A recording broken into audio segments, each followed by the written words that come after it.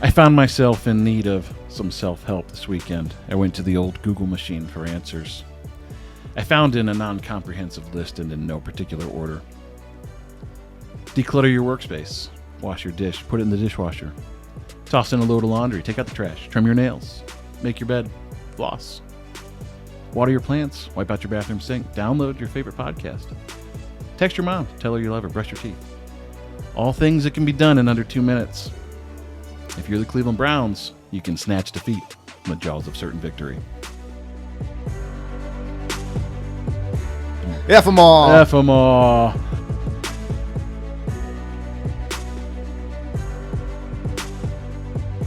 What a dumb thing to say.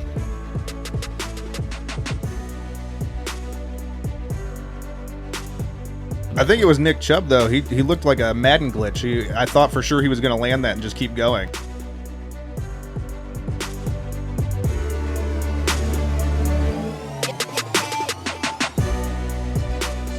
Welcome into the Burning River Sportscast. I'm Kenny Thunder alongside Red Hot Ronnie Jams. Thanks, Kenny. Let's go ahead and tell them where they can find the podcast in case they didn't already find the podcast and listen to it, which they should be now. You can find us on Spotify, Apple Podcasts, Stitcher, Google Podcasts, Amazon Music, Pandora, iHeartRadio, Pocket Cast, Castro, and so many more. Yeah. Burning River Sportscast. Thanks. So this is a painful one. Before we get started here, I have to air some grievances. We're going to get into and break everything down, but man, this one hurt.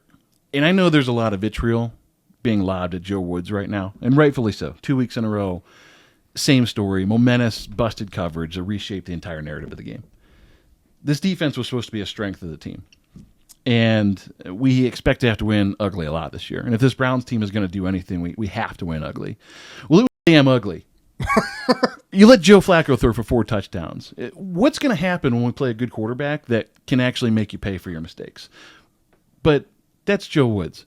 Mike Prefer, get your shit together. Burned on the fake punt, missed extra point, allowed an onside kick recovery after a timeout, the Felton fumble on the last punt. Why were we kicking to Braxton Berrios all game long? All game. At solid return after solid return. You have Cade York that can kick the ball back in time to ancient Mesopotamia. Well, literally warping space-time. To the Middle Ages. And we keep taking chances with a guy we consistently couldn't stop. A loss like this only happens in Cleveland. And I know that there were other blown games this weekend, and in all weeks in the NFL, but not like this. Not in 90 seconds, not the way this went down. This was the sloppiest, sorriest, most pathetic excuse of an effort I've ever seen at any level of sport in my entire existence on this godforsaken rock. And I'm getting awful tired of hearing teen heartthrob A.C. Slater jump up to the podium every week and say, we're going to get it figured out. We'll fix it. It's going to get better. Won't happen again. Open your eyes. A loss like this is what gives us pause. When you take questionable actions like giving a fully guaranteed contract to an alleged sexual predator in the midst of dozens of accusations and lawsuits and say, trust us, we'll get it figured out. We'll fix it. It's going to get better. It won't happen again. There's simply no excuse for what we saw on Sunday. The city of Cleveland deserves better. You have talent on this roster, generational talent. Myles Garrett, Nick Chubb, Denzel Ward, and you're pissing it all away. Get your damn house in order. And with that, we will just go ahead and jump right into the Week 2 recap. I'll let Kenny cool down a second, and I will say, what in the actual what just happened? As you so eloquently put it, the Jets had absolutely no business winning this game. No business whatsoever winning this game.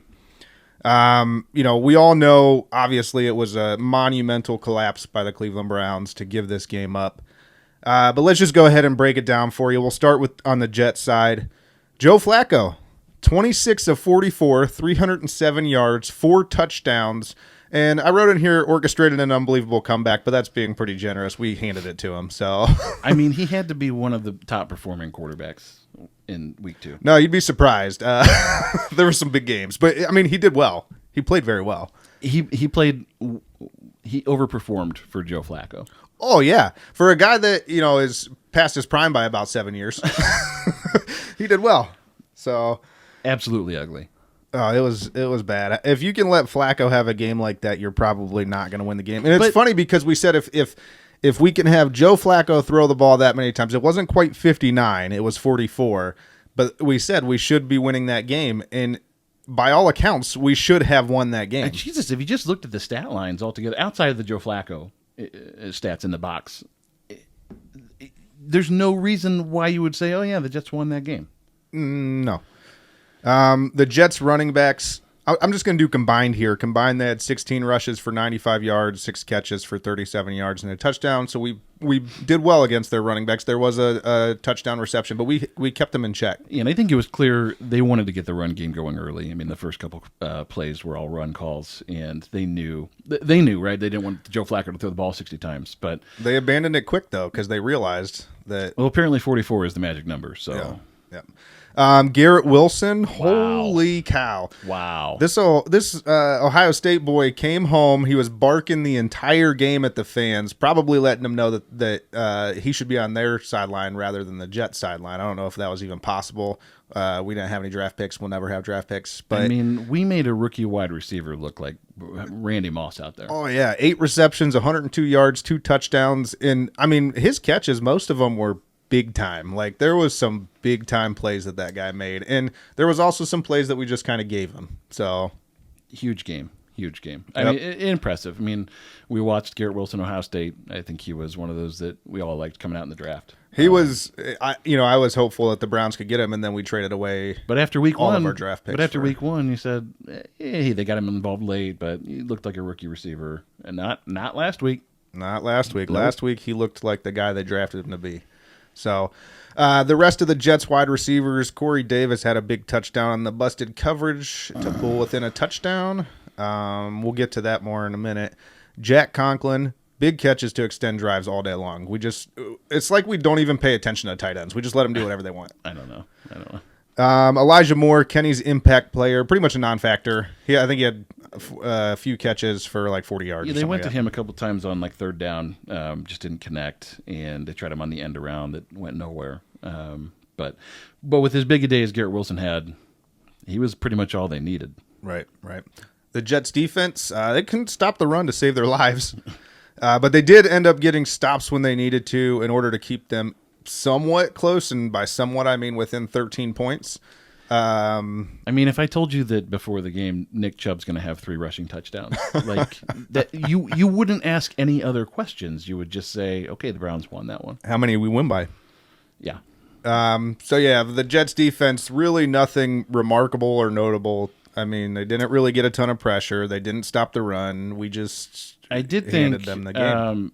The Jets, just of highlight, the Jets defensive backfield played well. DJ Reed had a couple of really big tackles, like game-breaking, game-saving tackles. Sauce Gardner, I don't think he got credited with giving up any of the touchdown passes, so he's still without giving up a touchdown in college or now in the NFL. So good performances out of those guys. The only other thing I had on the Jets was just the Jets center.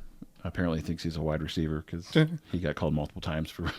I think it was a 2 or was it 3? I don't know. It was a couple that he was downfield, ineligible man downfield. That was one of the LOL moments during the game. You texted me and said, "Was this guy a receiver?" He thought he was for the day. He wasn't. All right, and so we'll head on over to the Cleveland side here. Let's start with the offense. Jacoby Brissett played about as perfect a game as he could up until that last interception, which I'm not even putting on him. We were trying to. He was trying for a miracle at that point. Yeah, Jacoby was nearly flawless until the final play, and like you said, that final play was garbage. Right, 22 seconds on the clock, 1 timeout, you get the ball at 25. You're just hoping for good luck. So anything. I'm sure he wants that throwback, but. Yeah, you can't put the game on Jacoby. 22 of 27 for 229 yards, a touchdown, that interception we mentioned, and he was so mobile. What did he have? Like 5 rushes for. What did he have there? He was so mobile. The mobilist. 6 carries for 43 yards. There you go. He had that tremendous straight line speed. You just can't stop him. At one point, Joe Flacco took off, and I was like, "Oh man, it's going to be the battle of the mobile quarterbacks." We needed to helicopter him. Josh McCown style. No, so, but Jacoby, he also showed a lot of grit. He got banged up a couple of times. There was a couple hits he took that were pretty tough hits. And I mean, he kind of hobbled around for a minute, but he got right back into it. And I kept marking down in my game notes, watch this. He got banged up. What's going to happen after this? Because he played so well up to that point, and he really didn't miss a beat. And to that point, though, I think that's still something to keep an eye on the rest of the season now as we go. Obviously, banged up in week 2 is not a great start. So, No. Hopefully, it's not anything that's serious. But you get into bone bruises and things that it's painful for you and for a while. So yeah, something to keep an eye on. Nick Chubb, 17 rushes, 87 yards, 3 touchdowns, 3 receptions, 26 yards. 3 touchdowns. 3 touchdowns. And Kareem was productive as well. Yeah, Kareem Hunt, 13 rushes at 58 yards, 2 receptions, 16 yards. I mean, there was one point there in the fourth quarter where Chubb had the big drive, and then the next drive they went straight to Kareem. And he had 3 big runs in a row. Just couldn't stop him. Yeah. I liked on the same drive, Nick Chubb and Kareem both went with the hurdle move, went with the triangle button. Kareem's did not work at all, though. No. Did not work at all. No, he got banged up a little bit on that. I think it was Nick Chubb, though. He looked like a Madden glitch. I thought for sure he was going to land that and just keep going. Yeah, he had the 360 hurdle going. He almost landed it and kept going, but his knee was down. So tremendous athleticism and balance. Oh, yeah. But it's Nick Chubb, so what do you expect? Amari Cooper, that was my impact player for this week. He came to play. Monster day. 9 receptions, 101 yards, and 1 touchdown. I mean, that's what we went and got him for, right? I mean, that's what you trade for. Not that we had to pay all that much for him, but that's what we traded for. Yeah, that's what you were hoping for when you made the move. Right. It was good to get him going because for a wide receiver room that's not that deep, you need somebody that can come in every week and be super productive, and he was. I think that's a good sign going forward, but just a monster day. Yep, and they say that his relationship with Jacoby Brissett continues to blossom, and they're becoming pretty close in the locker room. And I just think the other big thing was that game showed Amari can get open on any play that he wants to get open. Like he can his create route running separation is next level. He's open on every play. He is. There were so many times throughout the game that I was like, he probably could have got it to him on that one too. But DPJ followed up a big first game with no catches, 1 target. He didn't have any catches? I didn't even realize that. No catches. Wow. 1 target. That's not good. But also in the no catches zone, you'll like to hear this, Anthony Schwartz. No catches, no targets, no rushes. Anthony Schwartz was involved just the right amount in the offense. None. 0. Is it time to cut him? I don't know what we're going to do with him, but if that's the game plan going forward, I agree with it. I hope he does not find our podcast. There's a lot of things that we can disagree with and talk about the Browns offense coming out of this game, but that's not one that I can take any issue with. Yeah. David Njoku paid him big money in the offseason. First game, 1 catch. Second game, 3 catches, 32 yards. I will give him, he made a really athletic play, almost came down with the touchdown in the end zone. The fact that we're even talking about that being close is pretty remarkable.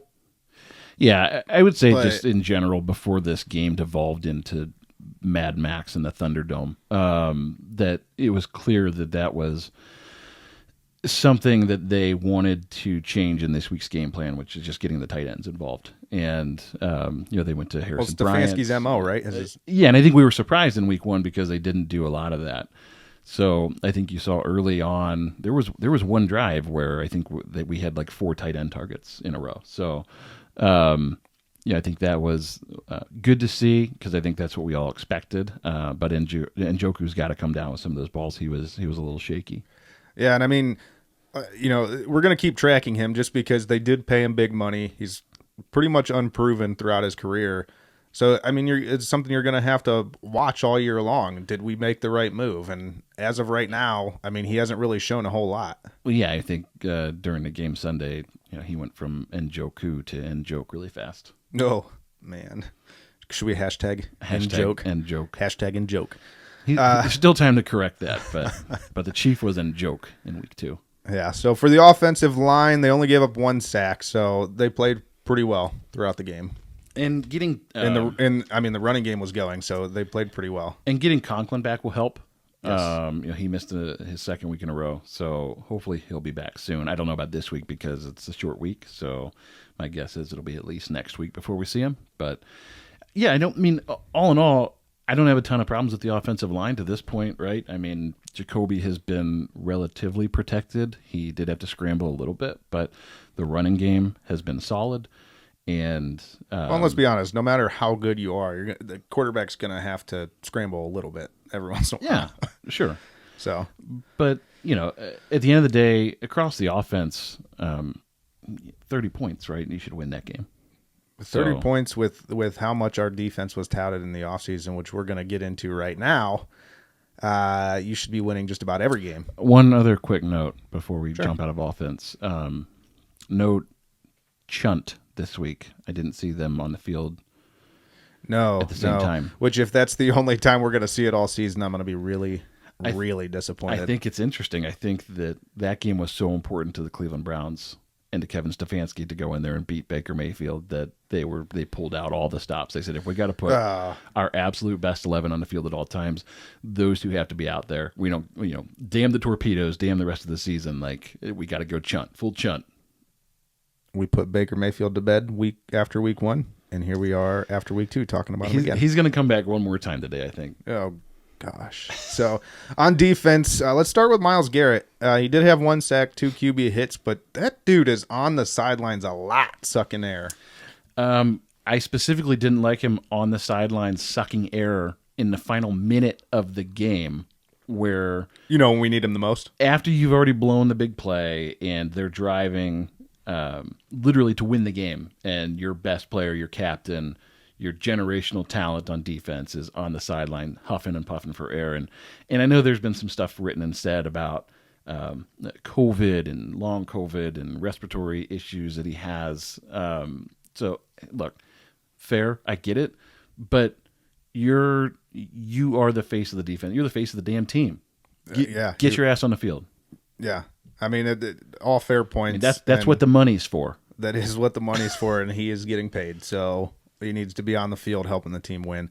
Clowney, he had the strip sack in the recovery, but he got injured late, and he wasn't able to come back, and he's out this week. So yeah, I mean, Clowney had a good game up until that point. I mean, I think we've talked about Clowney more as a disruptor than like a big stat compiler, and I think he did that up until that point. Well, and the fact that big strip sack, it's really disappointing that he got injured and he's going to have to miss a week now because he has gotten to the quarterback the first 2 games, and the fact that he's actually getting home, I mean, that bodes well for the defense going forward. But he's got to, if he's healthy.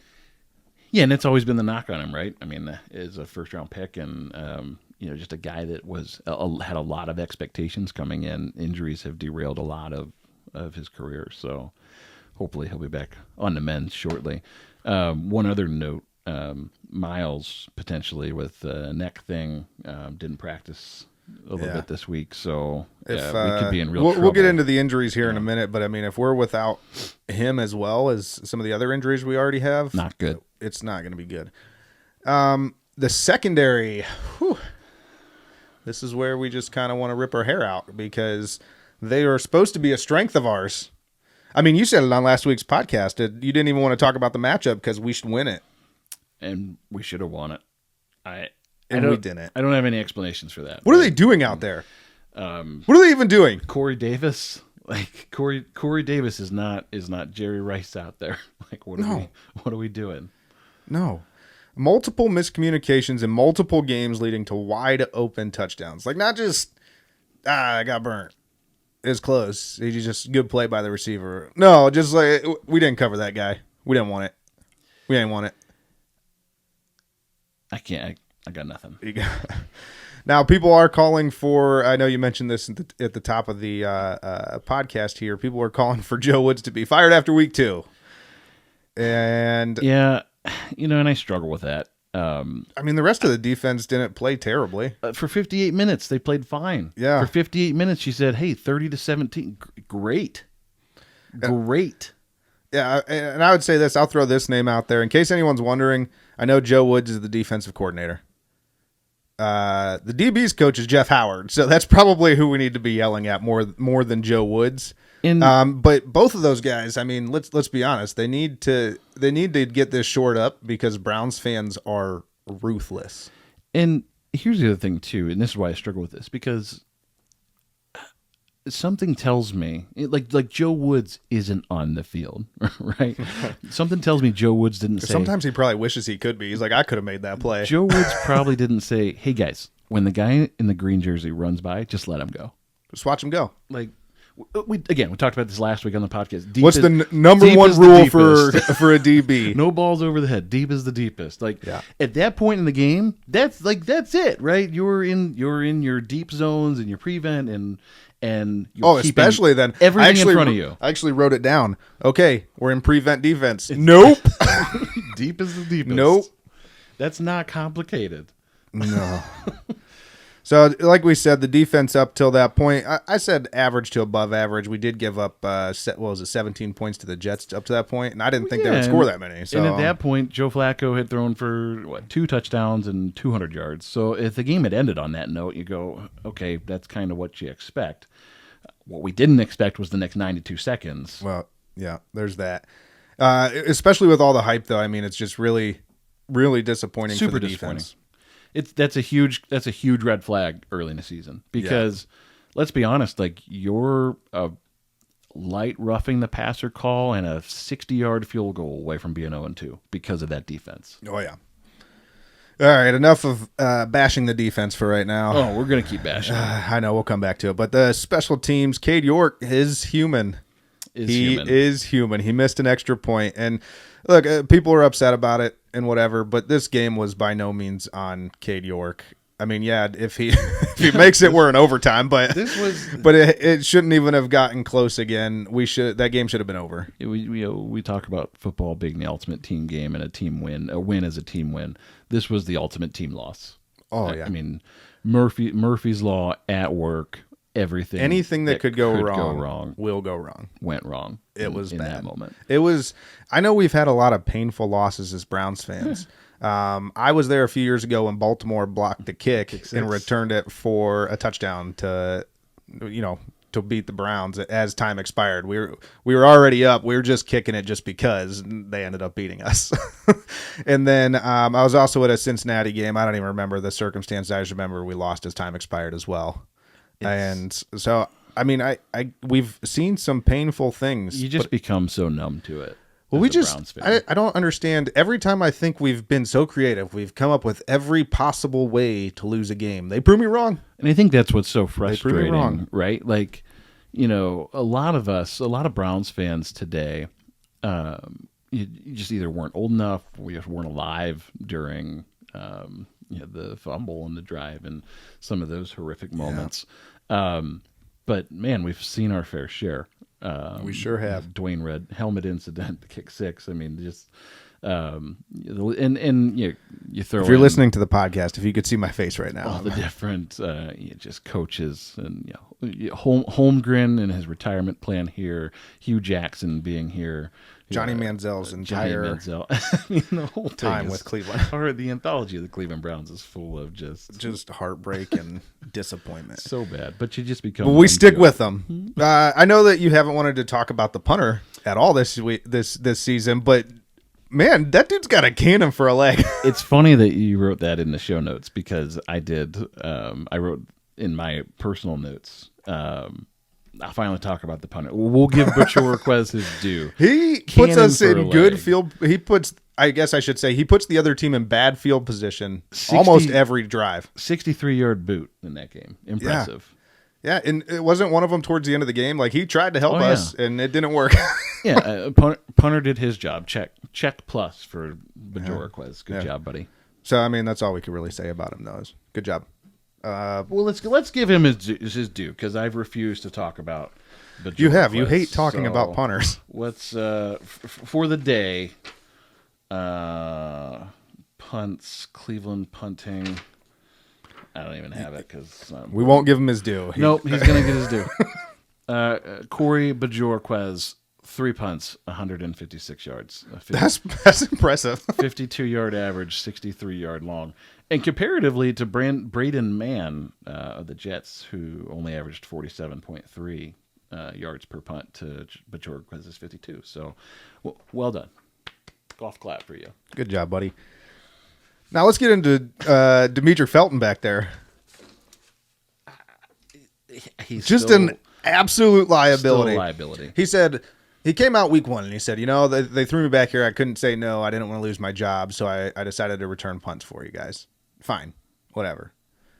Continues to do it week 2 and says, let me drop as many punts as I can and let's just play with fire until we get burned here. We haven't yet, but it's coming. I mean, and it's going to be in a big moment. You know it is. You have to make a switch there. I don't think they can keep Felton back there much longer because it's just dangerous. It's dangerous and irresponsible at this point. I mean, after last week, you would think that as well. And they said no plans. I mean, I'll give a guy a second chance, but like, what was the George Bush quote? Shame on me. Fool me once, shame on me. Strategery. Fool me twice, you can't fool me again. So we got to get him out of there. Make a change, please, Stefanski. We need a different returner. Overall, the Browns is the Browns, man. We just, like I said, only in Cleveland. There's absolutely no reason the Browns should have lost that game. And this is the one that you circled last week, and you said this should be the one that we can count on for a win. And they should have. And all game long, It looked that way. I mean, they clearly but looked it didn't end that way. Like the better team. Oh yeah. You got beat by a team that was not as good as you. That's the bottom line. Yeah, so the offense played well. We mentioned it. Jacoby Brissett did everything he needed to do. The running backs did what they always do. The defense played well enough to win the game until the final 2 minutes, and then the secondary has just been bad. Yeah. They're really letting us down back there. Yeah, and I think we have to talk about the final 2 minutes here briefly. Because there's been quite a blame game going on.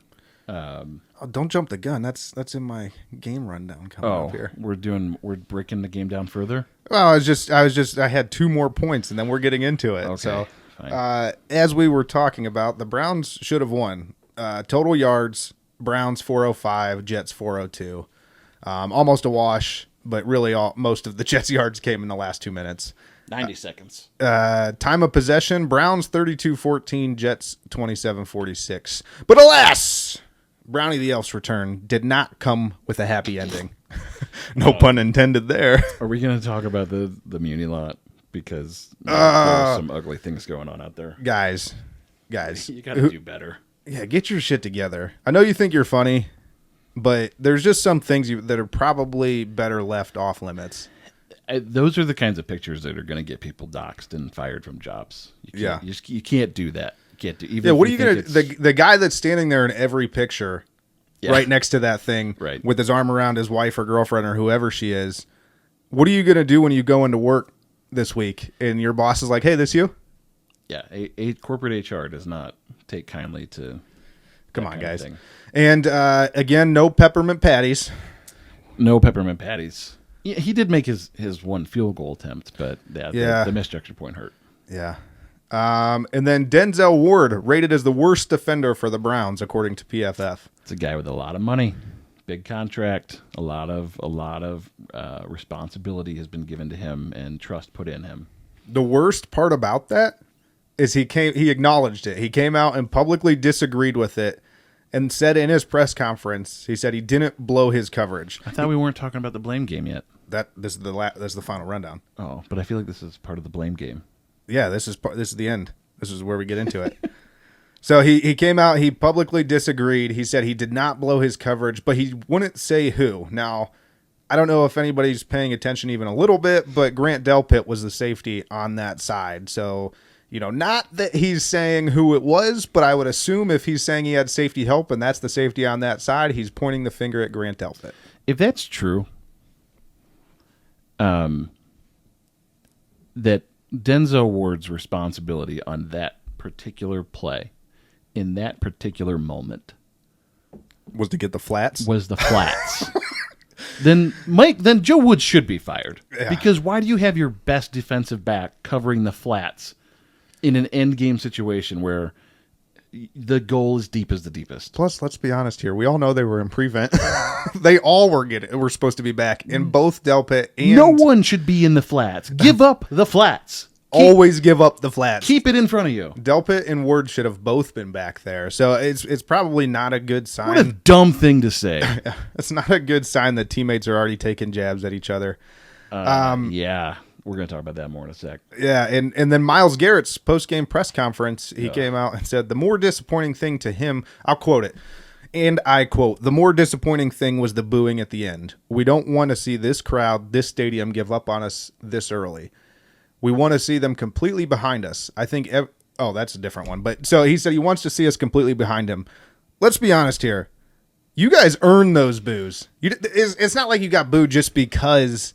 they're giving up on us. No, you earned them. That was historically bad in the last 90 seconds of that game. I've seen 2 reports on this, and so I don't know which number's exactly accurate, but that a game hasn't been blown like that in the last 2 minutes to give up 2 touchdowns in the last 2,229 games. I saw one that said 2,331 games. Over 2,000 games, regardless. It's around 2,300 games, and the last team to do it was the Cleveland Browns in Week 9 in 2001 against the Chicago Bears. You cannot make this up. That was I was a young lad at the time, but I remember just a wee lad. Tim Couch was like my hero growing laddie. up. We got the Tim Couch rookie card hanging on the shelf. Nice. I think he threw a pick 6 in that game, but that one went to overtime. So like I feel like this was worse. It took the last 90 seconds and overtime to do it. Yeah. This was just the last 90 seconds. It didn't even take that. If you really want to get technical, it took like 75 seconds. And then in a separate interview, he said, I think every man in that locker room should point the finger at themselves, coaches included. So Denzel Ward, not to be outdone, Myles Garrett comes in and says that the coaches should be taking blame as well. So we got players pointing fingers at other players. We got players pointing fingers at coaches. Good start, guys. And I think this is where, for me, Baker Mayfield makes the return. I think last year we all would have said, there's bad leadership in the locker room. OBJ, Baker, this thing's just a fight. We got to get rid of these. We got to cut the fat. Here's my concern, and this is why I picked the Browns to go 7-10 this year, is because, guys, I'm worried about Kevin Stefanski and his control of this locker room. Again, fool me once, shame on me. Fool me twice, you can't fool me again. This shit is still going on. You got players pointing fingers at coaches, at players, saying, well, it wasn't me. It's like the Spider-Man meme. Yeah, that's what it is. And that's not a healthy NFL locker room. No. You got to be on the same page, and that's his job. That's his job. Funny you should mention Kevin Stefanski.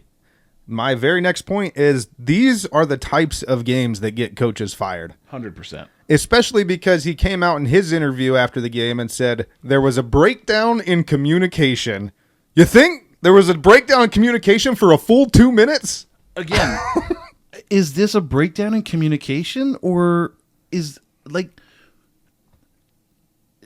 the only thing you need to do is keep the play in front of you? Seems simple enough. This isn't complex. This isn't blitz packages and trying to move personnel around. This is, hey, take the 4 fast guys and drop them back an extra 15 yards and let them watch everything that happens in front of them. This is where you pull This is where you pull the Bill Belichick, and you even put in your tight end. You just send in Njoku in there and say, just go get the ball whenever it goes up in the air. No communication is needed. I mean, none. Just get deep. Don't let them beat you. I know neither of us played professional football, but we played some defensive back. And if you have 4 people covering a 50-yard span and the ball goes in the air, someone's going to get there. Someone can get there. Yeah. It's not any more complicated. There's no communication needed. What a dumb thing to say. You know what is not going to... You know in what scenario you would not get there? Is if you just let the guy run past you. If you're covering the flats. Yeah. If you're covering the flats. So, yeah, we just, we kind of... I kind of felt like I have the majority of the time I've been a Browns fan. Like I said, we find creative ways to lose, and it's just one of those things. You look at it and you say, only in Cleveland. Only in Cleveland. And Kenny's 7-10 prediction is not looking so crazy if this is how the team is going to handle themselves and react after losses. I hope that I'm wrong about that. I hope it's flipped, and I hope they make the playoffs and they win the Super Bowl and it's a magical run. But like I said earlier, you are a 60-yard field goal, a questionable roughing the passer call away from being 0-2. The only silver lining at this point after that game is that the AFC North standings We're not in last place. Are pretty even at this point because some of these other teams are a mess. Yeah. I will say, let's reel it in a little bit here. And Nick Chubb to the rescue. On Tuesday, tried to take blame. He said he should have went down instead of scoring with 1:55 left. They could have run out the clock because the Jets were out of timeout. But let's be honest here. That does not matter. No, you can't. I mean, look, that's Nick Chubb being Batman, being Nick Chubb, being. We just do not. You say it all the time. I say it all the time. We do not deserve. We don't deserve Nick Chubb. No one does. Nobody deserves Nick Chubb. Like what? That's what real men do. That's what leaders on teams do. Is he comes when it's clearly not his fault. He was the MVP for the Browns that game, and he comes in and says, "That's on me, guys. I should have just went down. Sorry, guys. I shouldn't have scored so much." Yeah. Look, I hate that line of thinking. That's a loser's lament. It's a loser's way of thinking to say, like, what are we paying the guys on defense for if we just go, well, obviously if the other team gets the ball, they're going to score. No, your job is to stop them. You stop them. Yeah. We gave you a nice lead. Now it's your turn to play. Yeah. We don't want to give the ball back because they might score. That's the game. And we had 2 chances to stop them. 2. And we didn't. All you had to do was stop them once. We didn't do it. Another bright. If Miles would have been on the field, maybe they could have. Yeah. Well. Another bright note: Joe Thomas inducted to the Browns Legend Program. Let's talk about Joe Thomas just real quick here. 10,363 consecutive snaps played, the ultimate Iron Man. 10 Pro Bowls, only offensive lineman to be voted to 10 straight Pro Bowls in NFL history. 7 All-Pro teams, 2010's All-Decade team. Only 30 sacks allowed and 6,680 attempts. In case you're keeping track, I believe that's above 96%.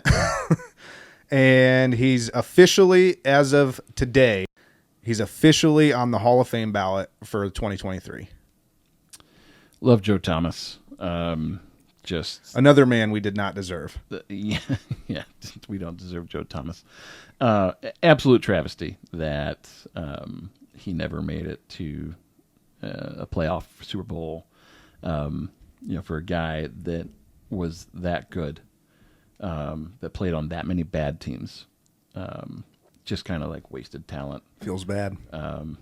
We probably should have done the right thing and traded Joe Thomas at some point, but we didn't, and we love Joe for that. So Joe Thomas probably wouldn't have let us. No, because he's just a good guy. He's like Nick Chubb. We don't deserve them. Yep. All right, so let's get into the division roundup. The Steelers played New England this week. Steelers ended up losing to New England 17-14. They did keep it close, but so far they haven't looked nearly as bad as I thought they would. Yeah, I think and we'll get into the Steelers more in the breakdown or the matchups and that, but Mike Tomlin clearly keeps them playing competitively, and you can just never count them out, even when there's a lot of things that are goofy or going on there. He is a good coach. He does have that locker room in order. Good coach. And there's some finger pointing going on over there right now. But either way, this is unprecedented for them. I don't think before this season he'd ever been under 500 since he's been with the Steelers. So. And they haven't had those types of issues before. And a big part of that too was I think this was the first Steelers-Patriots game since 1998 that didn't feature Big Ben or Tom Brady. That is a wild stat. That's like 24 years.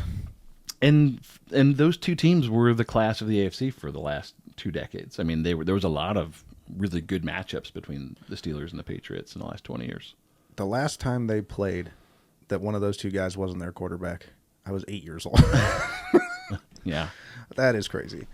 But yeah, like you said, Mike Tomlin, great coach. I know there is some finger pointing going on over there, but he's really kind of holding them together. The fact that they're in these games, they beat Cincinnati week 1, who, at this point looks way overrated, but we'll get to that in a second. And they probably should have lost that game twice. True. But, they were right there with New England. But on the flip side of that, with, Pittsburgh coming in just looking like it was going to be a rebuilding year. They weren't going to be very good. Do we think New England lost week 1? Are they a little overrated? I think it's hard to count out either program, right? I think Bill Belichick's a great coach, Mike Tomlin's a great coach, and I think you're going to see scrappy play. I think you're going to see the kind of scrappiness that the Cleveland Browns need to win games and win them ugly. I will say I'll bring your boy up one more time with Baker Mayfield. That was one thing that we had when he was here, is a little bit of grit. Little moxie? Yeah. So we are missing that right this moment. Yeah, but he was an easy scapegoat. If he had the same stat line as Jacoby on Sunday, but threw that last pick and the locker room was divided, man, Baker is the problem. We just got to get rid of Baker. He needs to be better. I don't know what you all are going to say when Kevin Stefanski finds himself fired at the end of the year because he was the problem.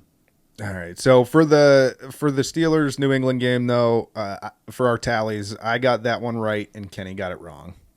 So we'll move on to the Ravens. Wait, I did? Yeah. I think that's the only game that I won. Oh, we were both right then. Yeah. Oops. So we'll move on to the Ravens in Miami. That game was wild. That game was crazy. We talked about there was some big comebacks around the NFL, which we'll get to here soon, the other one. But this was one of them, besides the Browns game. Ravens were up 35-14 going in the fourth quarter. It gave them 28 in the final quarter to lose it. Tua throws 6 touchdowns.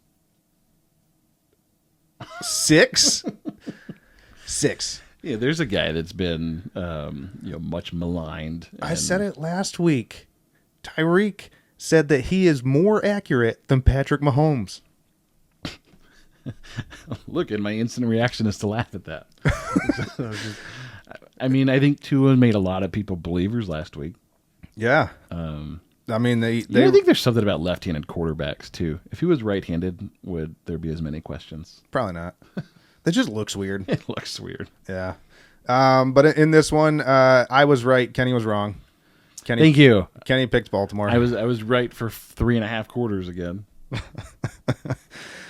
Cincinnati lost to Dallas. Cincinnati looks bad. Yeah. Joe Burrow has not played great. They've lost to 2 middle-of-the-road or worse teams. I will say Dallas looked a lot better in that game than Dallas looked in week 1. But to your point, Cincinnati has now lost to Cooper Rush and to Mitch Trubisky. Imagine when they play a real quarterback, what's going to happen. So that's not good. If this keeps up, let's be honest here. When you're coming into a season with this much hype, coming off of, you're the AFC champs, you went to the Super Bowl, and you come in and you just completely lay an egg. If this keeps up much longer, people are going to start losing their jobs, and it may be mid-season. Yeah, not good. The AFC North had a rough week. We all lost. Which, again, silver lining. That's the one thing we got going for us is the Cincinnati Bengals are in last place, and you are tied for the division lead.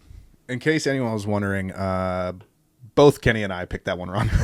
Yeah, we both got that one wrong. That was bad news Bears. I was not expecting. Dallas looked so hapless in week 1. But they looked better. They came out with some energy with Cooper Rush playing. He had a decent game. They kind of lost some steam there midway through, and just ultimately didn't go well for Cincinnati. So that's it for the AFC North.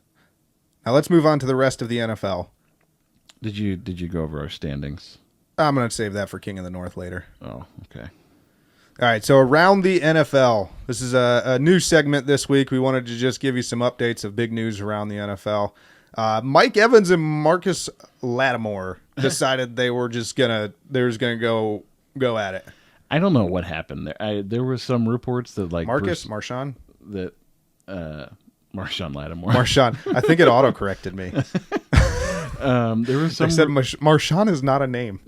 I saw a report that said Bruce Arians was like on the sideline egging on Mike Evans, like, "That's your quarterback. You got to go out there and protect him." You know what I think happened?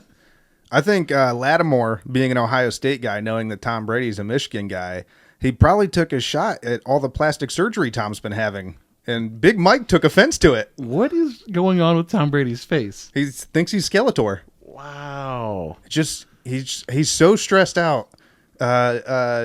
His wife's going to leave him because he unretired, and he's just so stressed out that he has no idea what to do. Bizarre. So Mike Evans gets the 1-game suspension there for coming out and throwing blows. Yep. So wild finishes galore. We've mentioned the Jets and the Browns. Browns up 13 with under 2 minutes to play. They were up 30-17, lost 31-30. Miami versus Baltimore. Baltimore up 21 to start the fourth, 35-14. They ended up losing, what was that, 42-38, I think was the score? Yeah, 42-38. And then the Cardinals versus the Raiders. The Raiders were up 20-0 and lost in overtime. And in case you didn't see in that game, Kyler Murray got smacked in the face by a fan while celebrating, and now the police are investigating. He did. Did you see somebody threw a bottle at Jimmy? Well, yeah, everybody should throw. I'm not condoning that at all. Don't do that. Don't throw water bottles. We don't need this to happen again. Like you can't throw things. You can't punch players. I mean, look.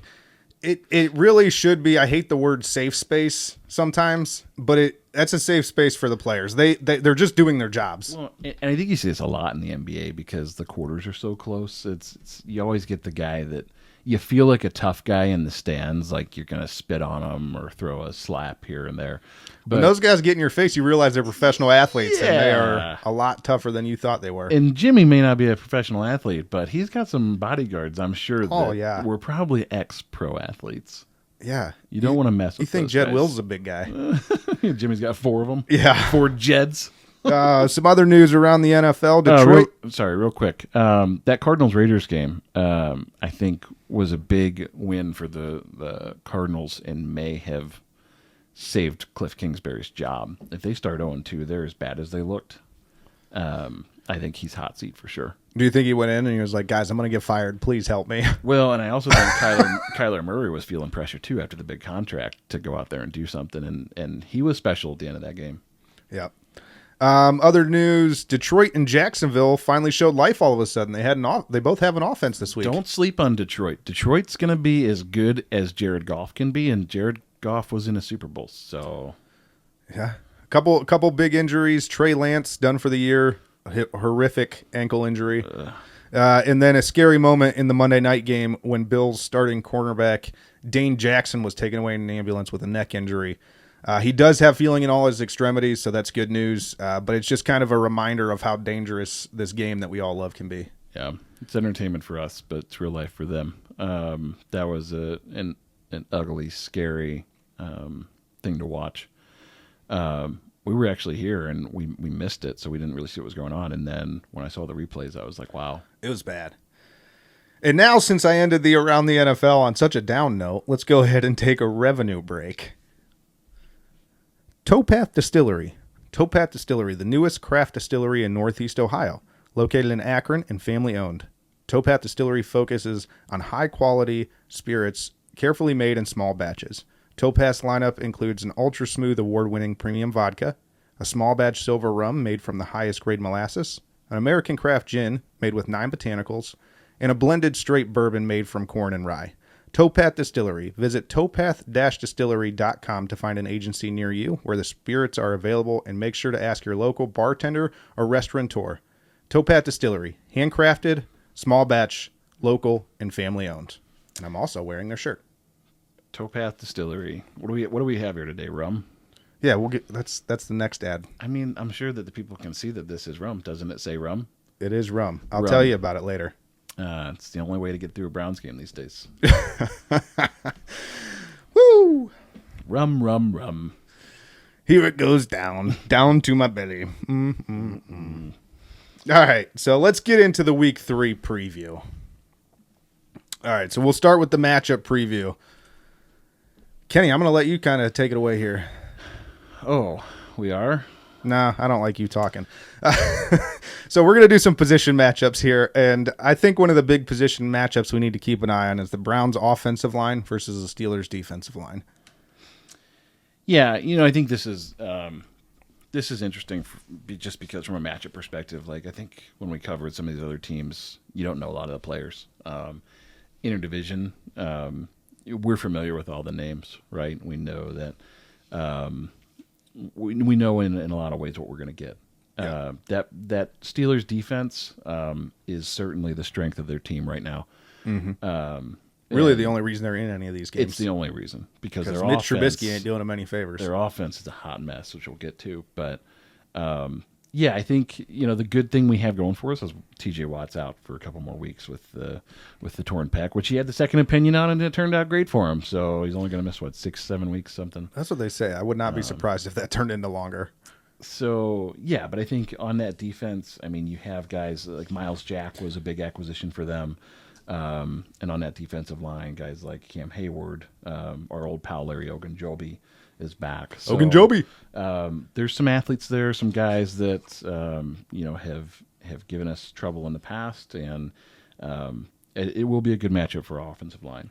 Yep, and I highlighted that matchup, and my kind of things to watch here is can we keep Jacoby Brissett safe? We've done a good job of it for the most part so far this year, but don't forget, the Steelers did have 7 sacks in week 1. Yep. 7. I don't care how bad the offensive line was for the other team. That's incredible to have 7 sacks in one game. The good news is Jacoby has tremendous straight line speed. That's true. He can get away from anybody. That is big facts. My next matchup that I wanted to highlight here is the Steelers wide receivers versus the Browns DBs, because we've been atrocious so far. Just absolutely atrocious. Yeah, and to be honest, the Steelers wide receivers haven't done a lot this year, but it's not a reflection on the Steelers wide receivers being bad in any sense. I mean, Deontay Johnson, Chase Claypool, these are good athletes. They just haven't had chances to stretch the field. And if they want to start winning games consistently, they're going to have to change that. And so more to come on that piece. But, yeah, they have some good athletes out there, and the Browns secondary has been bad. There's no other way to describe it. So those are my top 2 matchups to watch. Did you have any other position matchups that you wanted to throw in there? I would also throw the Steelers secondary, notably Minkah Fitzpatrick, a pick in each game this year. That guy's pretty good. Somebody just that Jacoby's going to have to keep an eye on all day long. I think the other big name to watch, well, there's a couple, right? Najee Harris hasn't had a super fast start to the year, and I think it's because that offensive line hasn't been great for Pittsburgh. But so I don't think he has a touchdown this year. So you're always stealing my thunder. I was just going to touch on him. But sorry. I threw it to you, so it's my fault. You I walked into this one. You threw it to me. Mitch Trubisky has been subpar, 76.1 rating so far this year. I mean, he's just kind of there. He's not playing terribly by any means, but he's not playing good either. Yeah, and he's just kind of there. Speaking of finger pointing, and that's where I think this week is really interesting. There has been a lot of talk this week around what's to blame for the struggles on offense for the Pittsburgh Steelers. And is it quarterback? Is it scheme? Is it the offensive line? I think the general consensus is it's probably a mix of Matt Canada's offense and Trubisky not wanting to go down the field. But I think there's been some. He knows he's Mitchell Trubisky. I think there's been some internal finger pointing there too, where Mitch came out and kind of said, "Hey, I'm executing the plays as called." And people in Pittsburgh are not happy with Matt Canada. I mean, I think they've wanted him. His last name's Canada. I think they've wanted him fired since he came in. His last name's Canada. But yeah, I think it's by design that offense is cautious. I think Mike Tomlin is a conservative guy on offense. He's a defensive-minded coach, and it served them well for a long, long time. Well, yeah, and I think the thing that was even before him was good for them in the past was that they had the compliment of Ben Roethlisberger, who kind of would be like, okay, well, now we're too conservative, and I'm just going to go rogue, and I'm good, so I can get away with it. Let me just throw the ball like 40 yards downfield 7 times in a row. But yeah, a lot of questions there on scheme. Pat Fryermuth came out and said they play their best football when they play up tempo. So just a lot of internal discourse or discord that just is probably worrisome for. And it's odd to hear it out of a Pittsburgh team. Well, yeah, you just never hear that. But the offense has just been so alarmingly bad. Well, speaking of which, they have not been able to get Najee Harris going all year long. Obviously, he came in with a foot injury to start the season. Seemed like he aggravated it a little bit. I'm pretty sure it was the same foot in the first week. And he was able to make it back this week, but he still really didn't do much. So, I mean, they've had trouble getting him going. Yeah, I mean, I think he only has 25 carries this year for 72 yards or something. He did have 5 catches last week for 40 yards. So I think they're always a threat with him. They know, right? They're trying to get him involved, but lack of possessions, not being able to convert on third downs, that offense has not been good. I think the other really interesting, just point of note is George Pickens, hasn't done anything this year. Widely talked about as maybe the best wide receiver in the draft. Reaching. I mean, they're reaching. I know you didn't say it. But, yeah, he really hasn't done much. But I will say, so, I mentioned Najee Harris, right, not getting going. Some big injuries this week for the Browns that will probably help him out. Clowney is out with an ankle. Chase Winovich is out with a hamstring. And he actually got sent to IR, so he's out for at least 4 weeks. They're going to have to pull me in on the defensive line. Are we going to be able to apply pressure? Not to mention, you just talked about Myles Garrett now has a neck issue. Hopefully he's still able to play, but he's going to be double teamed pretty much the entire game. Yeah, I mean, are we at that point yet where we're making our picks for this week? Because I don't. That's going to be a problem. We're getting there. So we'll make those when we get into King of the North. Player to watch for you. Who you got? For me, it is George Pickens. I think there Nice. is so much talk in Pittsburgh. There's Pickens. Picking Pickens. Don't say that a bunch of times fast. There's been a lot of talk this week in Pittsburgh about his lack. I mean, he's got 2 catches on the year. That's pretty good. And they expected him to be a huge part of their offense. So I think just if nothing else, to quiet the concerns of the fan base and try to quell some of the noise of like, hey, our coaches and the scheme have got to change something. I think it's going to be George Pickens' involvement in the offense. And we just got burned by Garrett Wilson last week. So I think there's a plan, a blueprint out there for the types of plays that they can run to get him involved. And I think that offense is going to be more aggressive than it has been. So I look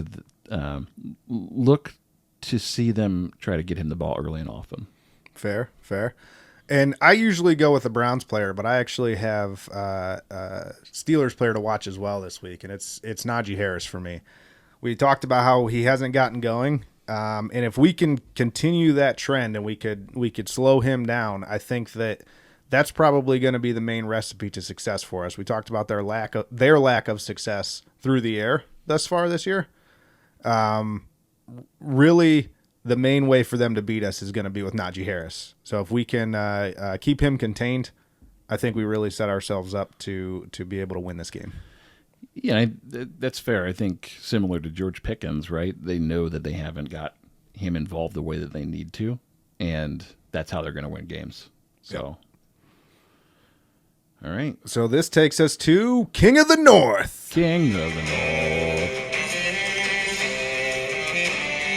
See, I let it breathe there. Good job. You let it breathe. I let it breathe. So let's give you a reminder of the tally thus far. I have a record of 4-3 on the season, I have a record of 4-3. while Kenny is sitting at a meager 2-5. I will have the power to get rid of you. Okay. So let's do predictions here. AFC North picks. Baltimore at New England. Who you got? Hold on, I'm scrolling. You go first, All right. So notes I'll got go goofed up. first for Baltimore at New England. Baltimore did blow a big lead this past week to Miami, and New England squeaked by Pittsburgh. I think that this is kind of a big game for both teams. But I think in the end, it's going to be very, very close. But I think Baltimore squeaks by just barely. Yeah, I think New England. And we talked about it a little bit. I think New England looks a little bit like Pittsburgh right now. I think they're a little bit rebuilding a bit, but they're scrappy. Belichick plays tough. Great coaching keeps you in games all the time. But I think Baltimore is good, which I hate to say. Just like Pittsburgh, F Baltimore. Everyone in Baltimore. Cincinnati too. You guys get out of here. F Cincinnati, F Baltimore. F them all. F them all. But I do think Baltimore is good. I think you saw that in the game with Miami, because I think Miami is starting to put some separation between themselves and the rest of the NFL to show that they're for real. So I do think that's a very good Miami team. By all accounts, Baltimore should have probably won that game. You're up 35-14, epic collapse. But but I don't know if that's so much a reflection on, like, is Baltimore bad? Is Harbaugh in trouble? Like, or was it just an outstanding performance by Tua? Those Dolphins wide receivers had just massive, massive monster games. I think Baltimore wins this game. Lamar's just playing too good. All right, so we both got Baltimore. Bengals at Jets. Now, the Bengals lost to a bad Dallas team. Well, at least they looked really bad the first week. You mentioned they did look much better this week, but they lost to a Dallas team that was playing with their backup quarterback. On the flip side, you got the Jets, who were, depending on perspective, they either made an insanely incredible comeback or they were completely gifted a win by the Browns. They were gifted. I would go with that opinion, myself, but Yeah, that's for each man to decide.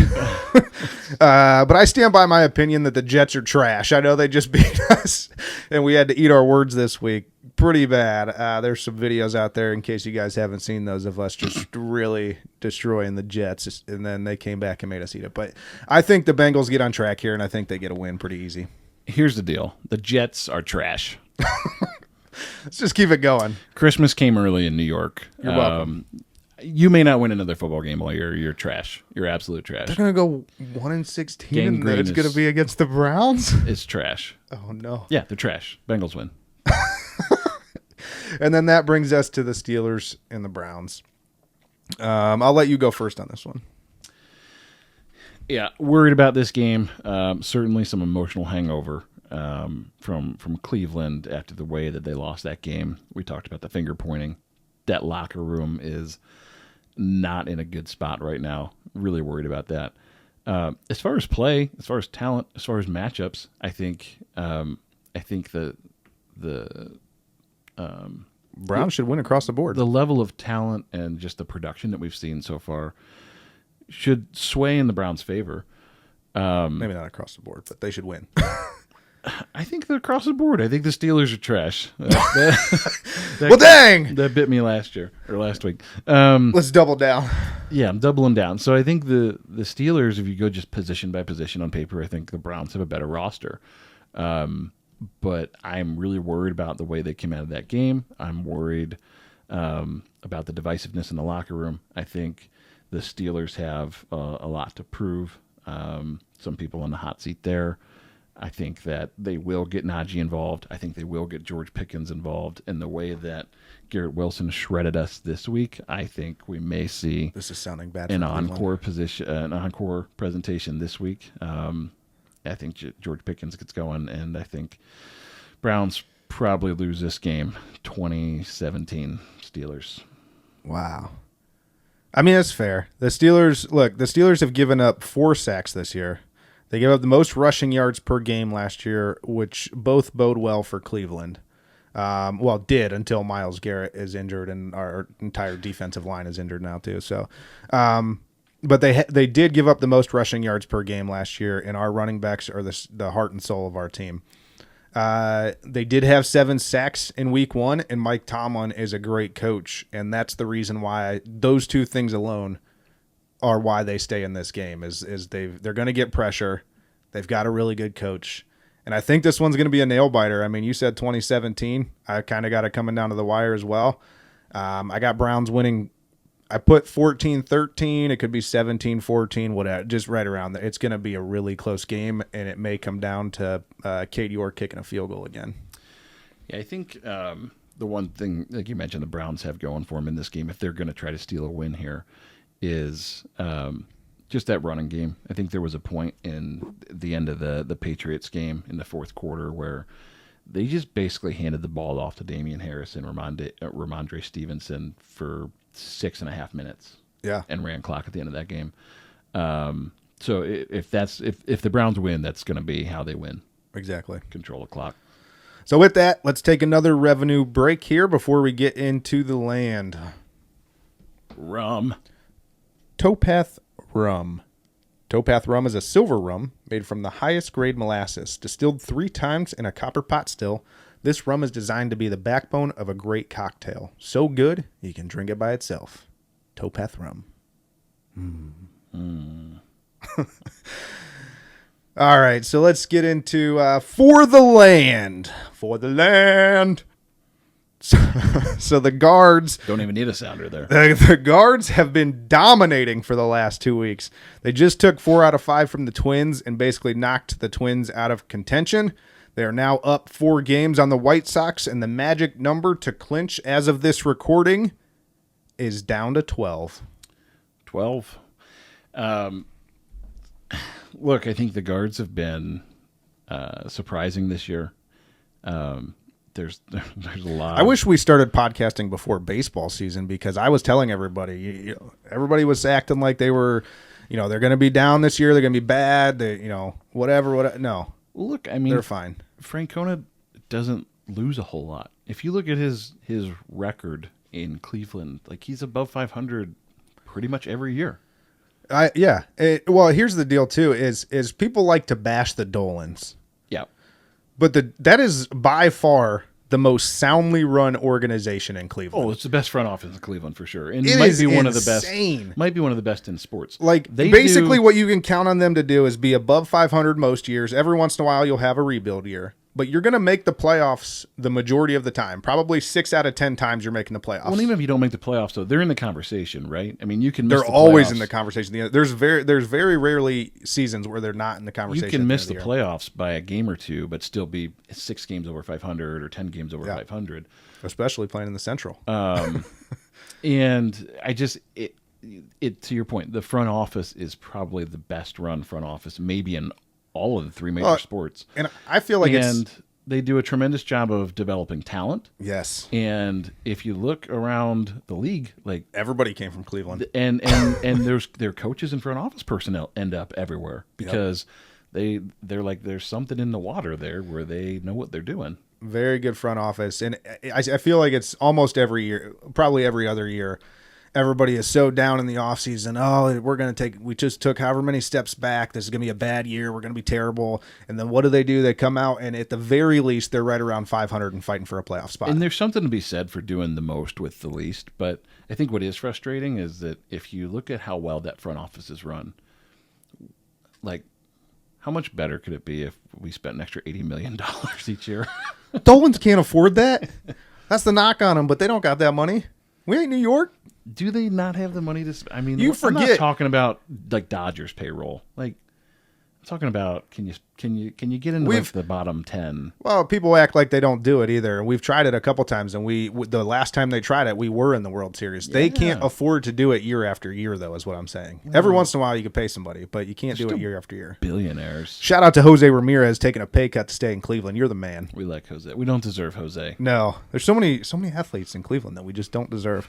Onto the Cavs. Still got Donovan Mitchell. Still got him every week. Multiple All-Stars, other rising stars. We're going to look good. We did have the Donovan Mitchell press conference last week. In case anyone can't see me pointing to my hat, we were the champions in 2016 too, so we got that going for us. we did have the introductory press conference last week. It was good. He talked about how he's been a Cleveland fan his whole life. He has a picture from about 15 years ago to prove it. And yeah, I mean, he has like from the first time LeBron was here, right? Like everybody was a fan. Everybody's a fan. How could you not be? So, but we still have Donovan Mitchell. Got Donovan Mitchell. All right, so let's get into the closing here. Kenny, what can we expect next week? What you can expect next week is what you can expect every week here on the Burning River Podcast, presented by Tappan Media. Burning River Sportscast. Burning River Sportscast. Let me try that again. Here's what you can expect next week. The same thing you can expect every week here on the Burning River Sportscast, presented by Tappan Media. A week 3 recap. Steelers, Browns, big rivalry week, short week, Thursday night football. A bunch of people bitching about Amazon. Should carry the game here locally, so it shouldn't be an issue. But around the country, maybe some people saying, I didn't get to see the game. Well, get over it. Streaming's here. Fun fact about just streaming and local games and those things. I heard most of Youngstown got blacked out this week and had to watch the Steelers, and they were not happy. Not because I think somehow Youngstown got sucked into the Steelers market, and they're just part of the Steelers Youngstown market. kind of is the Steelers market. I agree, but I have friends out there, and they were pissed. Well, your two friends are the only ones that were for the Browns out there. How do you know I have two friends out there? Because you don't have very many friends. Fair. So we will recap the Browns-Steelers game, hoping for a big win on Thursday night. We will preview and break down the Atlanta-Cleveland matchup for Week 4 and bring you any other sports news of the day. Yeah, so don't forget to check us out on all social media, Tap In Media, Facebook, Twitter, Instagram at the Tap In Media, except for on Instagram, Tap In Media Official. And then Burning River Sportscast. We're on Facebook, YouTube. If you want the video version, you got to go to YouTube. But we're on Facebook, Twitter, Instagram at Burning River Sportscast, except for on Twitter, we're Burning River Pod. You can also find the podcast wherever you get your podcasts: Spotify, Apple Podcasts, Stitcher, Google Podcasts, Amazon Music, Pandora, iHeartRadio, Pocket Cast, Castro, and so many more. Wow. Yeah. We're everywhere. Tap In Media, we're everywhere. Yeah. So let's hope the Browns win this week. Let's hope that the great Cuyahoga will not found in flames once more like it was after that breakdown. Please no. And we'll catch you all next week. Until then, don't be a part of the problem. Be the whole problem. And only you can prevent river fires.